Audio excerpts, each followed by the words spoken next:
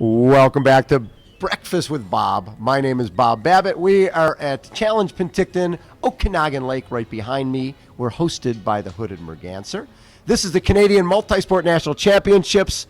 Next year, in 2017, 6 IT World Championships over 10 days. So excited. More excited. One of the legends of endurance sports, a man who's been in more Hall of Fames than I can remember, Mr. Steve King. Steve, how you doing? I'm doing very well, thanks, Bob, and it's always a pleasure to meet with you, and I'm so pleased you're part of the action this year here in Penticton. This is your backyard. It is. I just live a kilometre away from here. So, with the Ironman here for so many years, and then the Ironman going away, and then being reinvented as Challenge. Right. And obviously there's some struggles first few years, but things seem to be heading in the right direction. 6 World Championships next year. I think 1,500 people this year. I'm guessing probably 5,000 or more next year. One would certainly hope so. Are you excited about the direction? I am right now because this is the National Championships. This is our 34th year, and we've never had the Nationals come to Penticton. Wow. We are a relatively small community after all, but we are known in the triathletic community. And No question. Yeah, and so to have next year, our 35th, being World Championships, you can't ask for more than that. You know as well as I do, Ironman World stays in one location, understandably. Yes. And we have Roth as well for Challenge, which is world-renowned. Yes. Everyone wants to go there as well as to get to Kona, of course. And we're sort of lucky we've had a combination here. Who knows? What we did find out, obviously, was that people are brand loyal, and they're entitled to do what they want to do. Exactly. We have changed the distances. I love what just happened the last 3 days. Don't you think? Oh, it was fantastic to have a festival. I've been to Noosa in Australia for Ultraman, but I know they have a festival there that's fantastic, and they get thousands of athletes. And people can come and go, meaning they can come for one event and leave, or they can stay for a week. The family can have a holiday. Right. There's something for everyone. If you can run 1 kilometre, there's an event for you. How many different sports have you called over the years? 'Cause I know you're a winter sports guy, Pan American Games, Commonwealth Games. Right. Talk a little bit about all the different things that you've done sport-wise. Well, if I look at some of my favourite sporting moments, for instance, I never thought I would call swimming, although obviously swimming's in triathlon, but I mean in pool swimming. And when they asked me to do Commonwealth Games in 1994, I was delighted. I loved that, and it was exciting. And I remember a guy saying to me, well, we've got the 1,500 metres coming up. Do you want anything for filler? Because you won't be able to talk for 15 minutes. And I'm thinking, 15 minutes? Are you kidding me?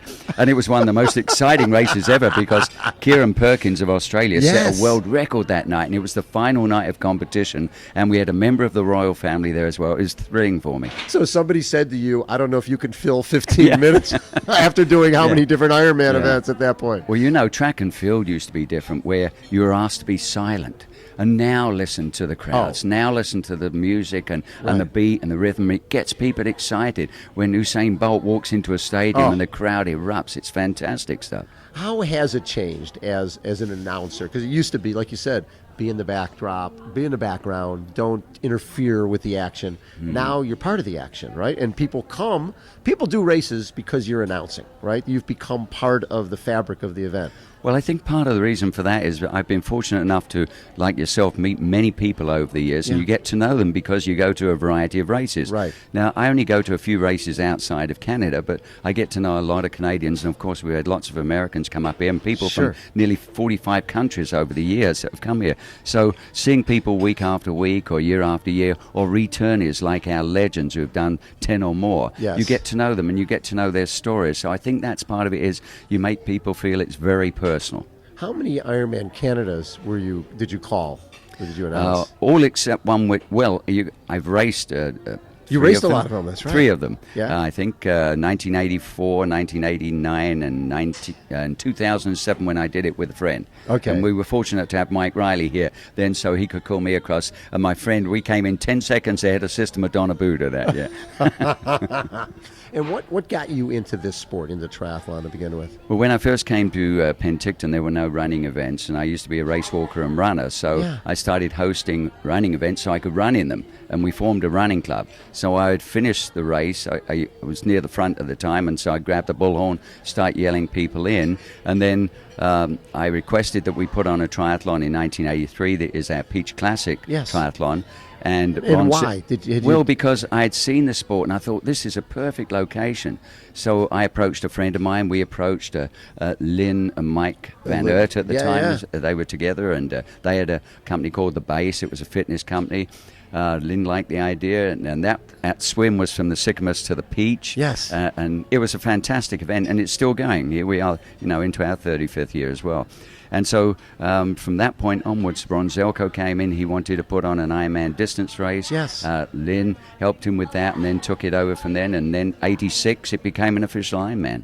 And there was a point there where Graham Fraser came on board. Yes. And what did Graham bring to the table? Because that's an idea guy. An idea guy in so many ways, and I'm so pleased he was involved in the work he did. I was sorry when things changed over, to be honest with you, because Graham really loves the sport in every possible way. As you know, he puts back to the sport. There's a lot of backstories. You're well aware of those. You know, athletes who, without someone supporting them, backing them, inviting them, would never have gotten to the levels they've gotten to, or gotten the exposure they got, and were able to stay in the sport longer. So I've always appreciated that. And he showed the world because, TV coverage, we've had TSM, we've had CBC cover the event, and here we've got Mr. Babbitteville. Of all the races, the Ironman events here, was there one that sticks out in terms of, it was obviously had so many legends, and Peter Reed and Laurie Bowden, and so many great athletes have raced here. Which one sticks out? Well, for me, and I love the fact that you've just mentioned Peter and Laurie, when the husband and wife at the time come in together. And then for Peter also, to remember his Hall of Fame and Laurie, what they've done for the sport. But then for Peter to go 6 weeks later and win in Hawaii as well, that to me was something very special. But I think I have always been an Erin Baker fan, and I say that with all due respect to everybody else, meaning that when she ripped out a 2:49 marathon on our course, you know what our course is like. Well, and she passed Paula, and Paula Newby Fraser said that she had what she thought was a big lead. And she said when Erin went by, she just assumed Erin cut the course. She had no idea that Erin was going to run 2:4. Did she have the fastest or second fastest run of the day? It was the second fastest to Scott Molina, who did a 2:47. And so the thing was, she left transition 14 minutes back of Paula. And she caught Paula 9 miles into the run. And Paula was having a fine run. 14-minute lead, and she made it up in 9 miles. 9 miles. And we thought, she's blown it. Yeah. But no, she just hammered it through. Isn't that amazing? It was amazing. Well, so for me, that was sort of one of the highlights. So obviously, the Hoyts being here was another one of those highlights. Sister Madonna at 82. You go, oh my goodness, it's phenomenal. And there are so many stories. What is it about this sport?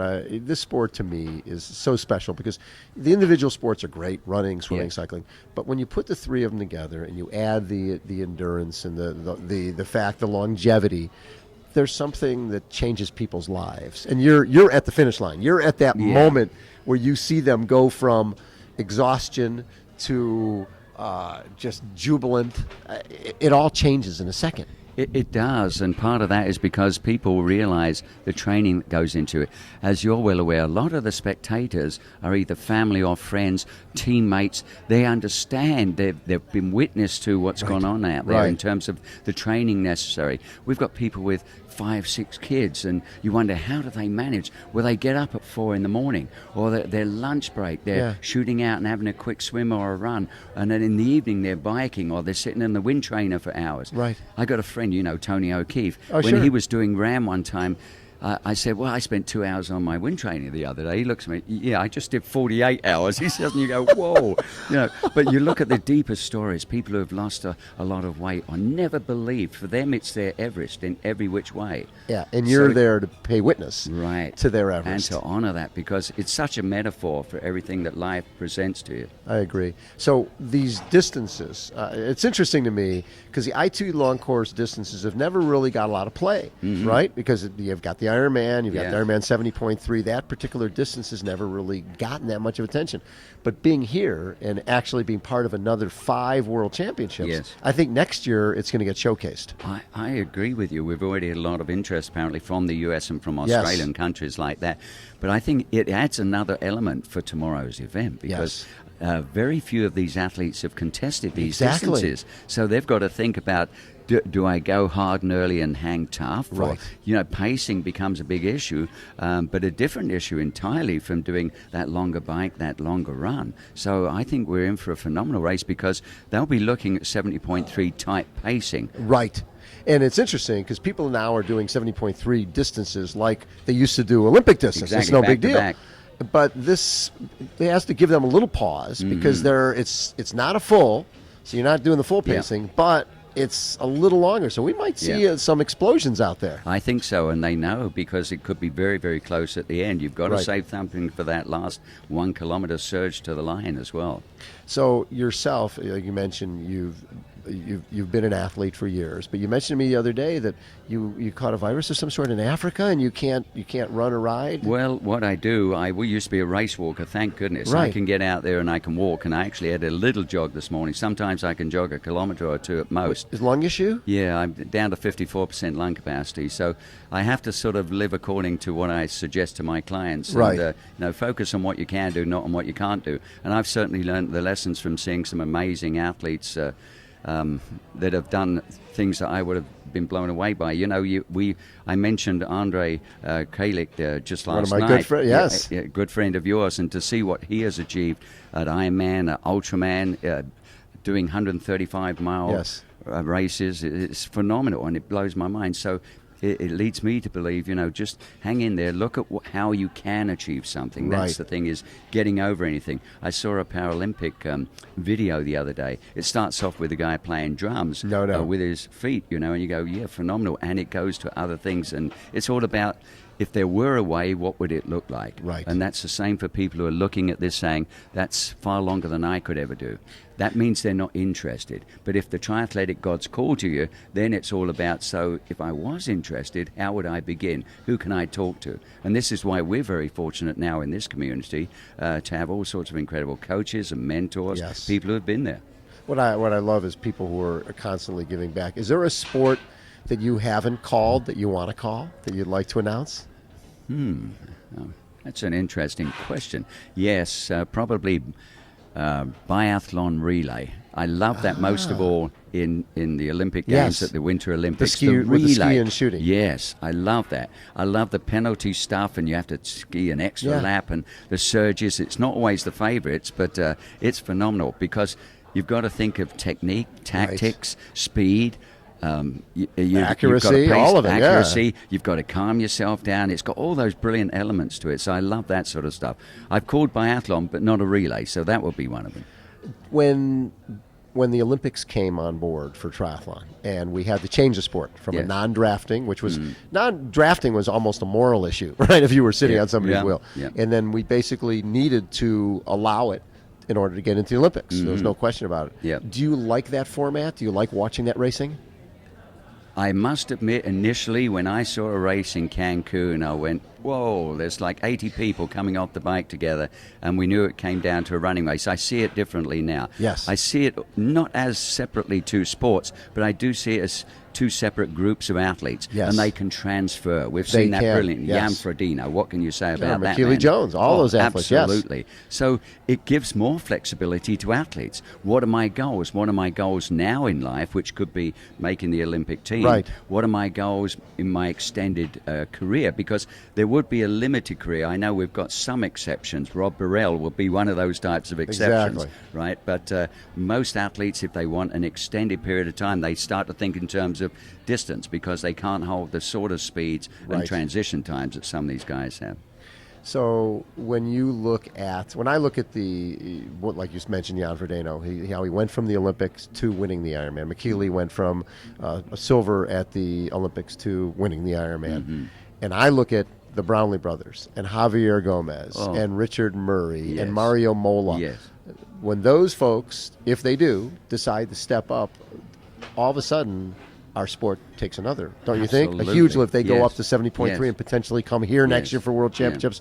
I think those athletes resonate. There's something that we all watch what they're doing, and the way they've changed it used to be fast swim, cruise around on the bike, and fast run. Now, with the way the Brownlees and Gomez ride the bikes, it is all out the entire time. Are you excited to potentially see some of those folks here next year? I am, because it's mind-boggling to see the times that can possibly be achieved. 28:59 off the bike. It's crazy. I think 1986 I came out with a board game, the Ironman board game. Yes. And in that game, the last piece, once you finish, was to toss the dice to see the time you achieved. And I put maximum times of like 9 hours for men, and I think it was 11 hours for women at the time. And you go, what? Who would have thought? That's age group. 7:35, 8:20? No, It's no, crazy. it's impossible. But they're able to do it because of the training, the facilities they have, but also the physiques they have, the knowledge, the physiology, everything that comes into play, and the great coaches that are out there now. Absolutely. Because they're not single sport coaches much of the time now. Right. It's triathletics. Well, and they understand that you can't just go out and go long every day. No. You can't lose your speed. No.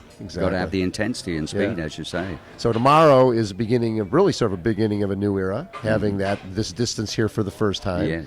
And it's sort of a kickoff of the full year leading into 6 World Championships in 10 days. Absolutely. And the guy at the microphone will be the legendary Steve King. I'm so excited about that. Me too, Bob. Steve King has been our guest. Steve, as always, thank you for everything you do for the sport. You've done amazing things, especially up here in Canada, to get people excited. People come to these races because they want to be called across the line by Steve King. Well, I appreciate that, and all the people I've had the pleasure of working with, like Barry Shepley, Steve Fleck, etc. Yes, love it. Steve King has been our guest again. This is Breakfast with Bob. We are at Challenge Penticton. Hold on, everybody. We will be right back.